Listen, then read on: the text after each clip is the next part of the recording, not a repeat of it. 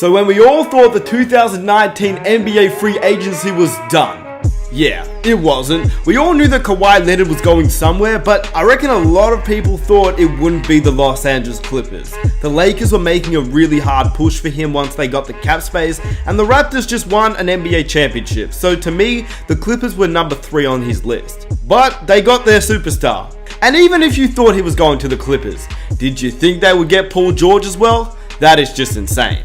How the hell does the NBA keep doing this? The NBA gods are with us this year. Unless you're a Lakers fan, everybody else is pretty happy because the big 3 in LA is not going to be there next season because that would have been tough to face. 3 of the NBA's top 10 best players in the league on the same team? Yeah, as a Heat fan, I'm pretty happy that didn't happen. As for all the other 28 NBA teams too. This is Paul George and Kawhi Leonard on the Clippers, and let's break it down. Before we get into this, if you are new around here, be sure to hit that subscribe button for NBA content on the daily. If you want to leave a like, that would be much appreciated. And let's talk about this crazy NBA free agency. Kawhi Leonard and Paul George on the Clippers. Russell Westbrook, what happens to him? Could he be a guy that joins the Los Angeles Lakers? Let's get into this video.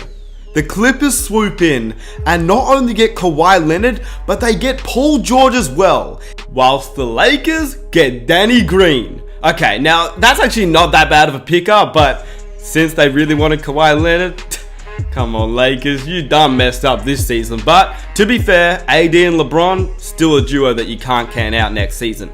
But at the same time, the Clippers, they have Kawhi Leonard and Paul George. And if you're the Thunder, you're still in a good position. You still have Russell Westbrook, who now could become a trade asset, considering we don't really know about the Thunder and their direction. And with the Clippers and the Lakers, and obviously just being in the Western Conference with the Houston Rockets, etc., it's going to be hard no matter what the Thunder do to actually compete for a championship. So don't be surprised if Westbrook is on the move, and that is where the Lakers will fit in. Well, possibly. We'll break that down later. As for the Oklahoma City Thunder, making this trade was something they had to do considering that Paul George requested a trade out of there. Now, they have a huge amount of picks, more picks than the Pelicans got for Anthony Davis. So, this was a trade that is going to basically build their future. This was unexpected in my opinion. I personally believed if Kawhi Leonard would not go back to Toronto, I had no doubt that he would join LeBron and Davis in LA because the Clippers didn't have that second all-star player to get them over the line if they made it to the NBA playoffs. Now, the NBA not only has parity, but Kawhi Leonard has a superstar to play with. Paul George, one of the best two-way players in the league, along with Kawhi Leonard. And arguably, the 2 greatest two-way players in the entire league are joining forces. Forget about Kyrie and KD. Forget about LeBron and AD. This is Kawhi and PG. How about that bar? But anyway, what I'm saying is this really brings back parity to the NBA because there is no greatest big 3 of all time with the Lakers anymore. Kevin Durant is injured for this season, and now the Western Conference is insane. As for the East and the Toronto Raptors, well, that's one team that goes down in the rankings. Obviously now the Raptors are not going to have their superstar player, and that leaves a future Eastern Conference team like the Miami Heat or whoever else comes up in the East to be an actual contender this season. And I'm just glad that parity is back in the NBA, but what does it mean for the Los Angeles Clippers and the rest of the NBA? Well, when the news broke that Kawhi Leonard was joining the Los Angeles Clippers, I was like, okay, well, I didn't expect it, but at least the Clippers have a great supporting cast around him. Now, they also made a trade to get Paul George, which includes a massive amount of future picks, including Shai Gilgeous-Alexander, Danilo Gallinari. But that's basically it. The Clippers keep Pat Bev, they keep Lou Will, they have Kawhi Leonard, they traded for Paul George, they have Montrezl Harrell. This team has the potential chance to be the NBA champions of 2020. This team has the depth, this team has the defense, this team has the length, this team has Paul George and Kawhi Leonard, and offensively, having those 2 players makes this team NBA championship favorites. As we all knew, Paul George was that guy a few seasons ago. The guy that wanted to go back to LA, and everybody just assumes it was the Lakers. Now he's playing for the Clippers. And according to Woj, this is how it went down. After Kawhi Leonard pushed Paul George to find a way for the Clippers to get him, Paul George approached the team and requested a trade. OKC was left with no choice and made the best out of a difficult situation. Now, there's a few things that I read out of this. What does it say about Russell Westbrook as a teammate? Kevin Durant left him, Paul George has now left him. And if you're the Lakers, I would not be surprised if you try and target Russell Westbrook this season alone. I believe, number one, Russell Westbrook is from LA. He played at UCLA. Number two, low-key, LeBron James and Russell Westbrook have been spending a lot of time together this season. And number three, Kyle Kuzma is a young asset that the Lakers would definitely be willing to trade away if they could get somebody like Russell Westbrook on that team. Plus, Russell Westbrook on the Oklahoma City Thunder with Shai Gilgeous-Alexander and a few other pieces. I mean, they're going to be good, but are they really going to be that good in a Western Conference? I don't believe so. I believe if you're the Thunder, now that you've traded Paul George, you may look to trade Russell Westbrook as well. And if the Lakers can swoop in, maybe the Los Angeles Lakers aren't in the most difficult of situations.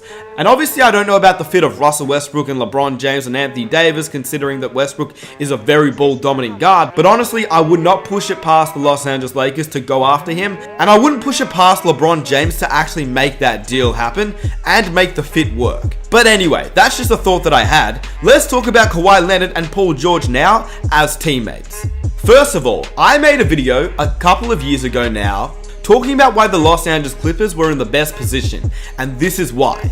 Jerry West. And that is because I believe that Jerry West is arguably the greatest GM in all of sports, let alone the NBA. He became the general manager of the Lakers in 1982 and left LA in 2002 with 6 NBA championships as a GM. Jerry West transformed the Lakers post the Magic Johnson era as they weren't really contenders in the West. He drafts Nick Van Exel in the second round. He drafts Eddie Jones. He pulled out one of the biggest trades in all of sports, trading Vlade Divac for a young Kobe Bryant in 1996. He then snagged Shaquille O'Neal, the most dominant big man of all time, to the Lakers and paired him up with Eddie, Kobe, Nick Van Exel, and they gelled, and we all know how that turned out. Then he leaves for the Memphis Grizzlies, as he wanted to challenge himself. He then turned them into a playoff contender, and as we all know, the Memphis Grizzlies were one of the best teams in the West. Although they didn't win, they had Marc Gasol. They always had guys like Mike Conley, Tony Allen, Zebo. All these guys made that Grizzlies team one of the hardest teams to face in the playoffs. Just ask the Spurs, just ask the Warriors. These guys were hard to beat, and that was thanks to Jerry West. Then he comes back. He works for the Golden State Warriors. Jerry West drafts Klay Thompson with the 11th pick in 2011. Then Draymond Green the following year in the second round. He builds the core of Steph, Klay, and Draymond Green as they win the 73 wins, best record in the NBA. Then he joins the Clippers. Obviously, they had to lose CP3. They had to lose Blake Griffin. They had to lose DeAndre Jordan. But Jerry West knew that they weren't going to win a championship anyway. Now, they have Kawhi Leonard. They have Paul George. They got Lou Williams, who's a 6th man of the year. Harrell traded for him as well. Jerry West is arguably the greatest GM in all of sports, and the Clippers now are NBA championship contenders thanks to that man.